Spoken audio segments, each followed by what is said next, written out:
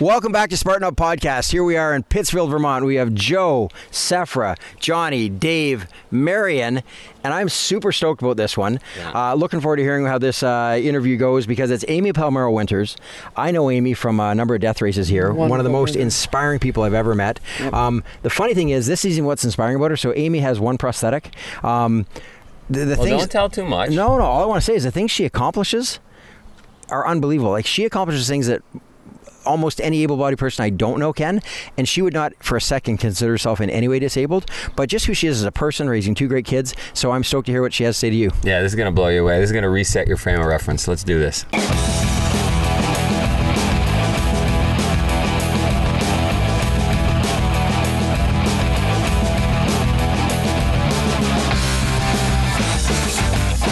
We are here in Vermont for Spartan Up Podcast with Amy Winters. An athlete, mother. She gets it done. One step ahead. One Step Ahead Foundation. Tell us about that.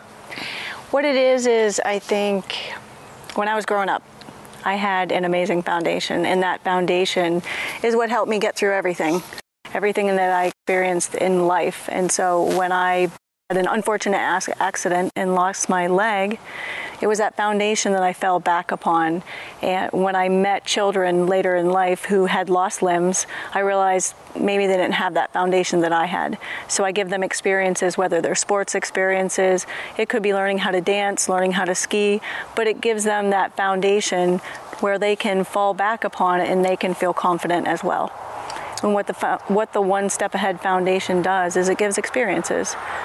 And you started that foundation? Yes. Congratulations. When was that? Thanks. How many years ago? Probably about 3 years ago. Nice. And you want to talk about the accident at all or not dive into it? It's all good. Yeah.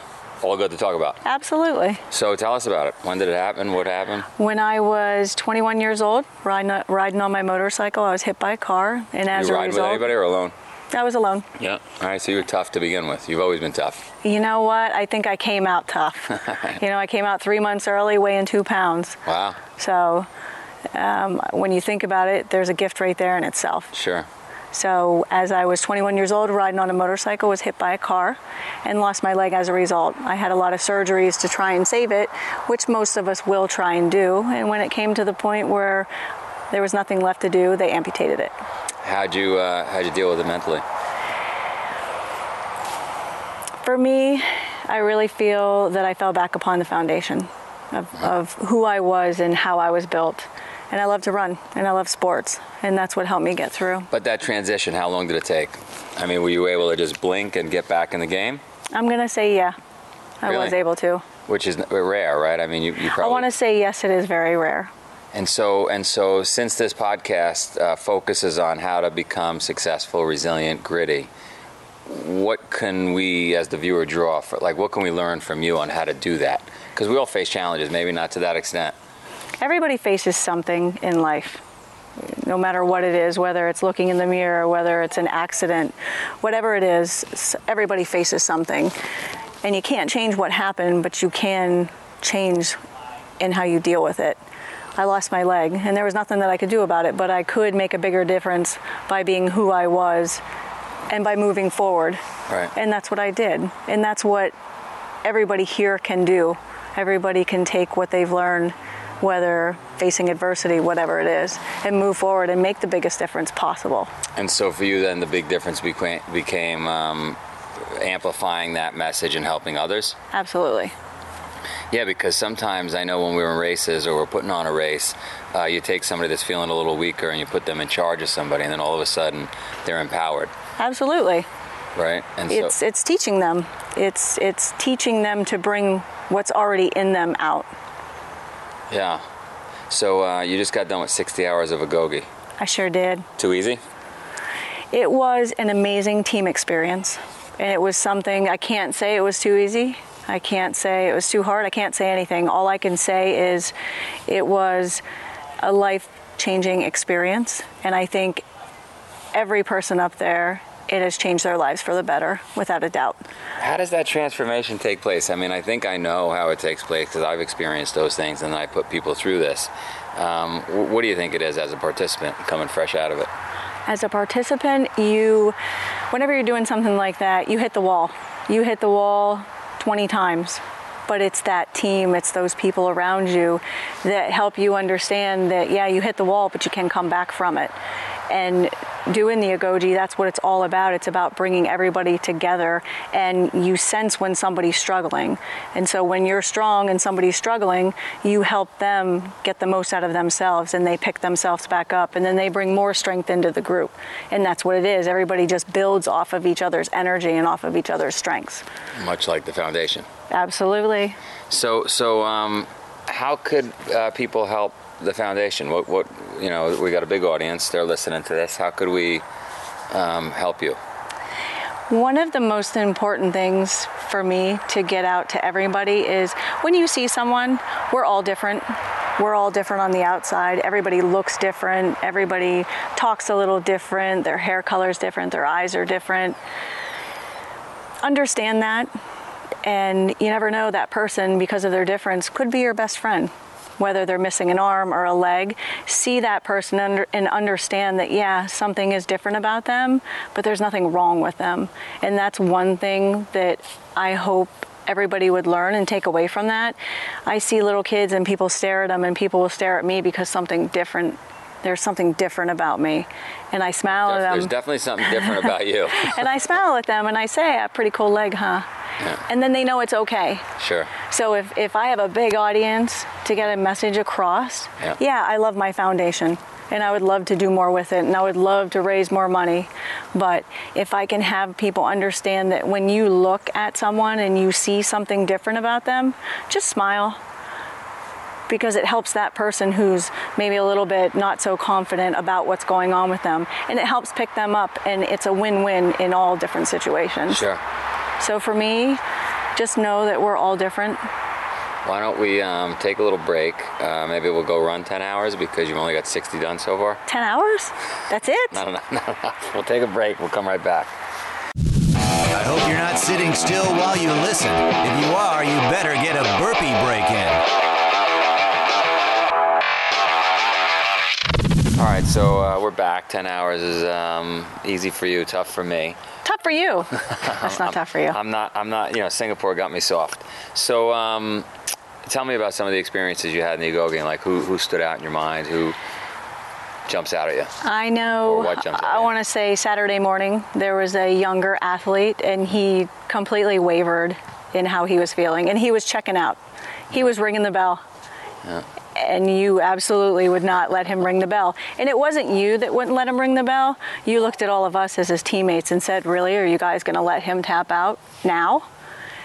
And we all pulled together and brought him back in, and we took him in as one. And it was amazing, the transformation that he had from the disbelief and doubt inside him. He didn't believe him in himself at all. And I want to say 2 hours later, you could just see the transformation, and it took him to a whole new level in his life that's going to actually change him for the better, and it's going to help him with everything, not just within racing, not just within this race, but in his entire life. So that's a good example for all of us to consider when you look at examples where people are not inclusive, right, and push people away. Yeah. So it has probably the similar effect in the opposite direction. It does. Right? And what this is about is everybody pulling together. You know, we ran up the mountain, and everybody was focused on, we got to get 7 laps in. And it's like, guys, no, it's not about getting 7 laps in. There's some of us that can go up and down that mountain and get those 7 laps in no time. But it's about looking at the team as a whole and taking those people and bringing them all together, and the strengths and the weaknesses make one strong unit, and getting them all up together and thinking as a team. You know, we have some fast people, maybe they need to go down and get food for the people who need it, to bring them back up to where they need to be, so we can function stronger as a whole. How'd that go? Is there some dissension in the ranks? You know what? Everybody did. It was amazing to see their change in thought thinking, because they were focused on speed. But that's not what this is about. This is about a team. Right. This event is about coming together as a team and walking away and being a better person and taking what you've learned and changing the world with it. Yeah. And you could see that change in their heads. You could just see all it. the people. All of them.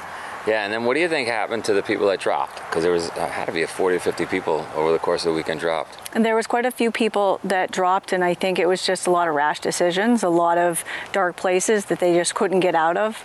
And what was amazing about the whole thing is a lot of those people were here, and they did come to watch everybody finish, and they were given the opportunity to be a part of the race again and help us accomplish a finishing goal as a team. So they came back into the team, we all accepted them as a team, and they ran for us and with us. Yeah, and so I know for me, if I've ever had to drop out of a race or I got a weak moment and quit, it occurred to me, oh my God, time is going to go by with or without me. So on Sunday afternoon or night when this race is over, I could be there like you just described, and I should have just stayed in the race, right?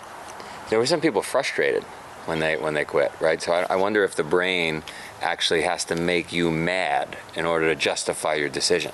I think so. I think everybody has to have something when they walk away from something that big, because they have to not only explain it to themselves, but they have to explain it to everybody else, because everybody else wants to know. As we were leaving, one of our athletes who did drop, and medically, he was completely upset when he saw all of us. And I told him, I said, it's not about finishing the race. It's not about getting DQ'd. It's not about DNFing. It's about you just did something and you walked away and you're going to learn something, and now you're going to be stronger and you're going to be smarter. And that's what it's about. It's not I DNF'd or I dropped medically. It's about you're going to walk away, you've learned something, and you're going to apply it now. A bigger person. Biggest tips for everybody out there who's just looking to get ahead. Biggest or tips. Get motivated, or just get off the couch. Could be one tip, two tip, whatever. Like, how does somebody get started? There is nothing that you can't do. And you might take one step today, and it'll be 2 steps tomorrow, and 3 steps the next day. You can never give up. You might get kicked down, but always get back up. Never. Probably will get kicked down. I mean, everything that goes wrong could go. Is that some strange bird flying over? You know what? I don't know what that is. That was also one of the two lovebirds flying over. That was also one of the greatest things about this weekend is disconnecting. Completely disconnecting from technology and everything. You left it all behind. Sure. I had my kids with me. I had their photos on me. Sure. But you left it all behind, and that was nice as well, because you connected as a human being with everybody else, and you didn't read a text and trying to figure out emotions. You saw the emotions right in front of you. So my biggest tips would be to never quit. Never quit. Never Easier quit. said than done for you. You're the machine. No, I'm not. We all have it in us. Yeah. You know, I'm a mom. I have 2 kids, and that's what I want to be. I want to be the best mom that I can be. We got wild birds flying over. I got bugs attacking. This is like unbelievable. I don't know what happened. But he's holding his composure so well. A giant bug just fell out of my pants. All right. You're awesome. Thank you. Thanks for having us. All right, bye. Amy's a wonderful woman, and I was hiking with her through the night during this past Agoge, and she told me this great story about she took an American Girl doll, and she actually cut that leg off, and she makes prosthetics herself, and she fashioned one to be the size of the American Girl doll and sent it to a girl, and actually that also has a prosthetic, and that video ended up going viral and was super emotional and really touching. And where the young girl gets it, and she's like, oh my God, a doll that looks like me. Right. Think about that. Powerful. Super powerful. And so she's amazing. She's just amazing. I mean, amazing. You never hear anyone complain nothing. Johnny and I actually years ago had her in a race here at the death race, and there was I don't know if you remember this, Johnny. There was an obstacle we had put in place, which was go out and swim in ice cold water, hypothermic water, 1 mile, come back, spin a roulette wheel. If it landed on anything except for one little sliver that said you were done, you were back in the water, do another mile. 3 times. You had till 1 p.m. in the afternoon to complete that task. So most people had to do 3 miles by 1 p.m. Well, at 1:05, Amy comes out of the water, and I already know I got to cut her. She didn't make it. With 2 6'2" Marines that have their shirts off because they were swimming, that are jacked, ripped, right? I tell them all three of them, Amy and the two Marines, sorry guys, you missed it by 3.5 minutes, you're out. I understand you've put 40 hours into the race so far, but you're done. Well, the two Marines hit the ground and start crying. What does Amy do? Takes off her leg. I don't even know if I'm aware she's wearing a prosthetic at this point. Takes off her leg, dumps the water out with some like weeds and like dirt and stuff that was in it. It's crazy. Yeah. Cleans it, puts it back on, and says, "Hey Joe, you mind if I continue anyway for 10 or 20 hours? I'll be unofficial. I don't mind. I just want to get the workout in." Yeah. I screamed at the Marines, as you can imagine. Are you guys kidding me? Anyway, the point is, she's tough as nails. She's extremely motivational. She's inspiring. The story I thought you were going to tell, that'll follow up with that. Yep. The following year, she was the last official finisher of the Death Race 2014. Okay. And that's when everyone's feet were just mangled from the whatnot, right? And I remember on the lawn just down in front of your brown barn there, you've got all these guys on the ground. They've all got their shoes off, and they're all explaining the reason they've quit is because their feet hurt too much. Totally valid excuse, but the reason is because their feet hurt too much. Amy, who's just coming down for her last trip up the mountain with a 60-pound bag of cement on her shoulders, with a prosthetic that has kinked so badly that it's actually broken sideways. So Amy comes in. The volunteers thought she had... I'm coming back up. Amy comes back in with her foot 90 degrees sideways, walks in carrying a bag of cement with her foot literally kinked completely sideways, and as she walks by, we say to her, "Congratulations, Amy, you finished. Hey guys, tell us again about how sore your feet are." As she came by with a broken prosthetic foot. Truly tough as nails. Tough as nails. So interesting story, right? Motorcycle crash, loses her leg, but doesn't give up. No. Doesn't give up. And most of us that are completely able-bodied with feet that are a little bruised and battered. Hey, just a minute though. Amy means a lot to me. We could cut that off. Amy means a lot to me because in this past Agoge, I was going to give up at hour 24, and the whole group rallied around me to bring me back in, and I eventually went back in. And then Joe told Amy that she was going to be my buddy for the rest of the event. And I thought, no way, I don't want someone watching over me. I can do it myself. I don't need a partner. I don't need a buddy. But I can't say how invaluable Amy's help for me was. She was basically tied to me. She'd never left my side. She would carry things for me. She would make sure I was hydrated. She would make sure I was taking breaks if I was exhausted. And I did eventually get a medical out from the event, but when I came back at the end of the event, I wanted to congratulate everyone. I went up to her and I wanted to congratulate her on doing the full event because I was really impressed by her. And she pulled out the Agoge passport, my passport that I had left with her, and it had all my holes punched through it because she said that I was with her every step of the way. Excuse me. She said that I was with her every step of the way. She's awesome. She is awesome. Yeah, she is awesome, and I'm just incredibly impressed by her. She gave me the Agoge finisher wedge, the Delta wedge, and I had no idea what to say. She's just an amazing person, and I'm just going to leave it at that. Cool.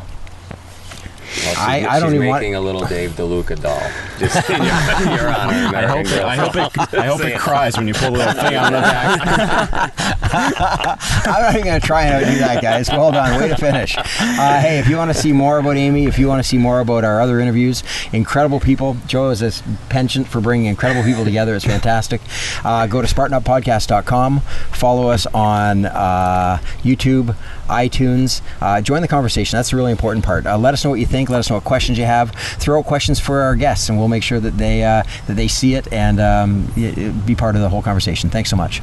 Thank you for listening to another epic story of success. We hope you enjoyed the episode. To find more show notes, audio, and video, please visit us at SpartanUpPodcast.com. The Spartan Up Podcast is brought to you by Spartan. To find a race near you, visit Spartan.com.